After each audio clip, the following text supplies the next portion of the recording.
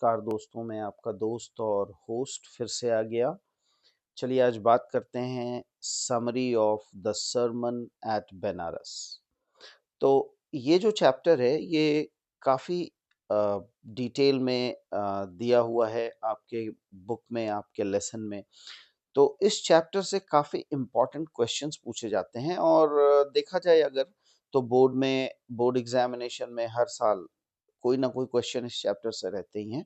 तो हम लोग पहले देखते हैं समरी को, समरी के साथ फिर हम लोग डिस्कस करेंगे क्वेश्चन आंसर्स को अपने नेक्स्ट वीडियो में। तो चलिए शुरू करते हैं। Gautam Buddha, originally named Siddharth Gautam, was born around 563 BC in northern India. Gautam Buddha जो है ना, उनका नाम पहले पहल था सिद्धार्थ गौतमा, जिनका जन्म हुआ था 563 BC में नॉर्दर्न पार्ट ऑफ इंडिया में। He lived as a prince sheltered from the harsh realities of life. वो एक राजा के तौर पर रहते थे, प्रिंस के तौर पर रहते थे, वो एक राजा के बेटे थे और राजशाही जिंदगी बिताते थे। साथ ही साथ वो अपने जो जो जो हमारे आए दिन के हार्श रियलिटीज है, जो कठोर सत्य है, उससे वो रूबरू हो चुके थे। एट द एज ऑफ 25 ही encountered suffering in the form of sickness, old age, death and asceticism. So अभी क्या है कि वो अपने 25 के उम्र में ही उन्होंने देख लिया था सफरिंग्स, जैसे कि इन the form of sickness, old age, death और एसेटिसिज्म। सो एसेटिसिज्म बोलते हैं वैराग्य, वैराग्य जीवन। तो इन सभी जगहों पर उन्होंने तकलीफ, दुख, ग्रीफ को देखा था, which deeply moved him. In search of understanding he renounced his royal life and embarked on a 7-year journey to seek enlightenment. वो अपने सारे ऐशो आराम, राजशाही जिंदगी, ठाट बाहट को छोड़ करके वो ही embarked, वो चल पड़े on a 7-year journey to seek enlightenment। और वो 7 साल के कठोर जर्नी में निकल पड़े एनलाइटनमेंट, ज्ञानोदय के तलाश में, ताकि उनको और भी ज्ञान मिल पाए इस वैरागी दुनिया के बारे में। He ultimately meditated under a peepal tree, later known as Bodhi tree. और बाद में उन्होंने मेडिटेशन शुरू किया एक पीपल वृक्ष के नीचे, जिसका नाम उन्होंने रखा बोधि tree. And achieve enlightenment after 7 days, becoming the Buddha, the awakened one।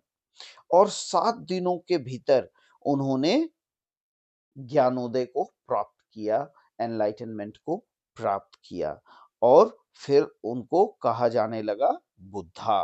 Buddha का मतलब अवेकन्ड वन, जागरूक, जिनको नवचेतना मिल चुकी है। The Buddha's first sermon delivered in Banaras.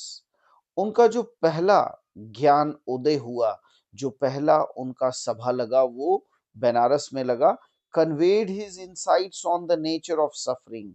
और उन्होंने उस ज्ञानोदय में बताया कि जो सफरिंग्स है, जो दुख है, जो तकलीफ है, उसके अंदरूनी हिस्से में क्या है, अंततः उससे हमें क्या प्राप्त होता है। वन की teaching involved a woman named Kisa Gautami. और इस चैप्टर में आपको एक स्टोरी भी मिलेगा कीसा गौतमी नामक लेडी का। So one teaching involved a woman named Kisa Gautami. So एक औरत कीसा गौतमी के नाम का भी यहाँ पे चर्चा किया गया है। Who in her grief over death of her son sought cure from the Buddha। और पता है उनका जो पुत्र है वो बीमार चल रहा था और वो अचानक से उसका देहांत हो जाता है और उसका इलाज करने के लिए वो दर बदर भटक रही थी और किसी ने उनको सलाह दिया कि आप गौतम बुद्धा के पास जाइए। और बुद्धा के पास वो आ गई उसका इलाज करवाने। He asked He asked her to find mustard seeds from a household where no one has experienced death. But everywhere she went, she discovered that death had touched every family. Gautam Buddha ने उनको बोला कि आप ऐसा करो कि आप जाओ और एक ऐसे घर से कुछ मस्टर्ड सीड्स लेकर के आओ, सरसों के दाने लेकर के आओ, बीज लेकर के आओ, जिस घर में किसी ने मौत को नहीं देखा है, मृत्यु को अनुभव नहीं किया है, हैड नेवर एक्सपीरियंस डेथ। लेकिन हर एक घर में किसी न किसी को, हर घर ने किसी न किसी को खोया था और हर एक परिवार को मृत्यु ने छुआ था। This experience led her to realise the universality of death. और ये घटना जो है वो कीसा गौतमी को अनुभव कराया कि जो मृत्यु है, डेथ है, वो यूनिवर्सल है, इससे कोई पीछा नहीं छुड़ा सकता। And to overcome her selfish grief, और वो जो दुख था उनका, जो जाति दुख था, जो पर्सनल ग्रीफ था, उससे उन्होंने छुटकारा पाया। The Buddha taught that death is an inevitable part of life. और बुद्धा ने उनको सिखलाया कि जो मृत्यु है उसको टाला नहीं जा सकता, दैट इज इनएविटेबल, जिसको टाला नहीं जा सकता। And suffering is intrinsic to human existence. और जो हमारी दुख है, हमारे साथ दुख है, तकलीफ है, वो हमारे जीवन का हिस्सा है, that is intrinsic to human existence, हमारे अस्तित्व का हिस्सा है। He emphasized that grief and lamentation do not bring peace or relief. जो दुख है और तकलीफ है वो हमें शांति नहीं देता, वो हमें राहत नहीं देता। Instead peace of mind comes from accepting the reality of suffering, letting go of attachments and overcoming sorrow. और जहां तक जो शांति है, हमारा पीस ऑफ माइंड है, वो हमें तभी आता है जब हम जीवन के हार्श रियलिटीज और सफरिंग्स को एक्सेप्ट कर लेते हैं और अपने सॉरोज, दुख तकलीफ से बाहर निकल आते हैं। Through wisdom and composer one can transcend grief and attain spiritual peace.